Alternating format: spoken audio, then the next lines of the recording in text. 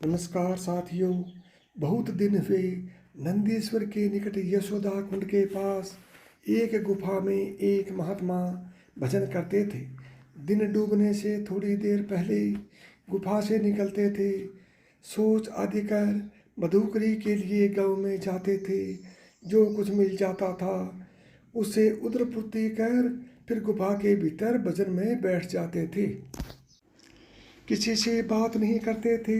वे कौन थे, कहाँ से आए थे, उनका नाम क्या था, किसी को कुछ पता नहीं। वृद्ध होने पर वे नंदग्राम छोड़कर कहीं नहीं जाते थे।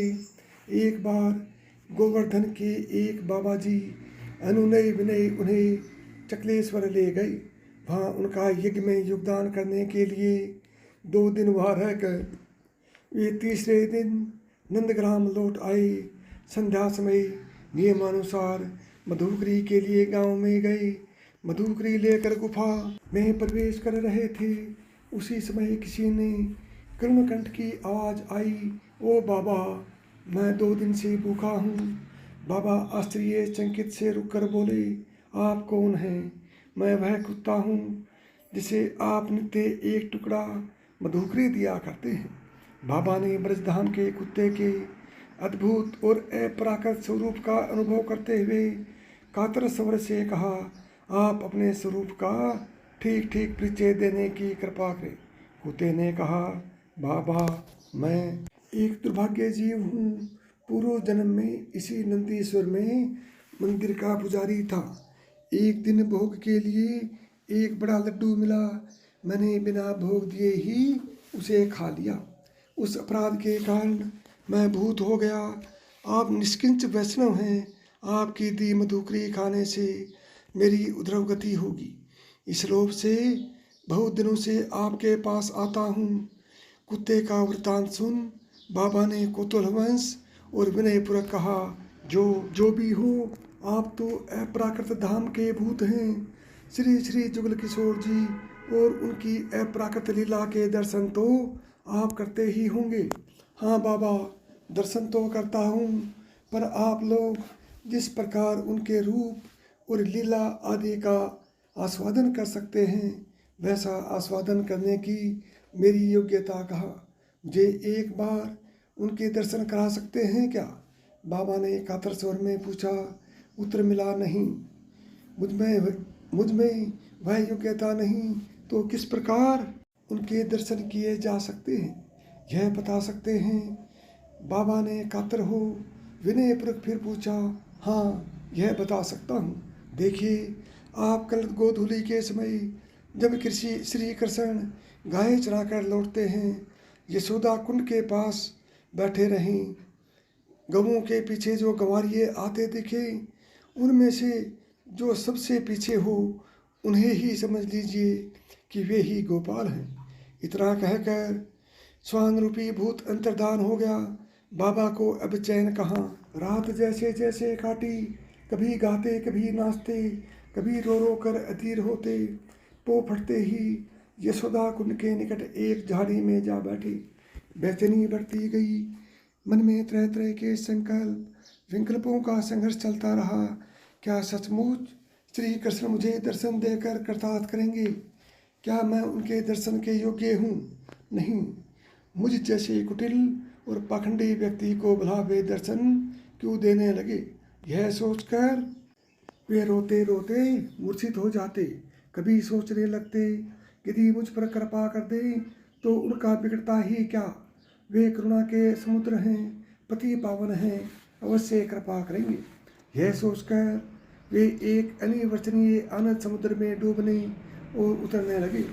इसी उधेड़बुन में 2 पहर बीत गई। तीसरा पहर बीत गया। सूर्य धीरे धीरे अस्ताचल की ओर जाने लगा।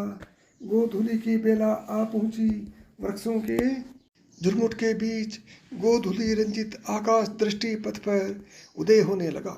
बाबा किसी प्रकार धैर्य धारण किए झाड़ी में बैठे रहे। गाय बछड़ों के रंभाने का शब्द आकाश में गूंजने लगा। कुछ देर में उनके झुंड के झुंड सामने से निकलने दिखे। उनके पीछे 1-2 कर ग्वाल बाल अपनी अपनी गैयों को पृथक करते दिखे। सबके पीछे दिखा एक ग्वाल बालक जिसका कृष्ण वर्ण था हाथ में। लकुटियार ये अपने गाय बछड़ों को पृथक कर वह खंज गति से नंदग्राम की ओर जा रहा था। उसे देखते ही बाबा ने कूदते फांदते जाकर उसे साष्टांग दंडवत किया। उसके दोनों चरणों को अपनी भुजाओं में जकड़ते हुए माथा उन पर टेक दिया। भक्त और भगवान दोनों एक दूसरे के स्पर्श से पुलंकित हो उठे, पर भगवान स्वभावगत कपटता धारण करते हुए बोले, बाबा ऐसा यूं करे है दयामय, दया करो दया करो। कहे बाबा फूट फूट कर रोने लगे। उनके अश्रुजल से भगवान के चरण सिक्त हो गए।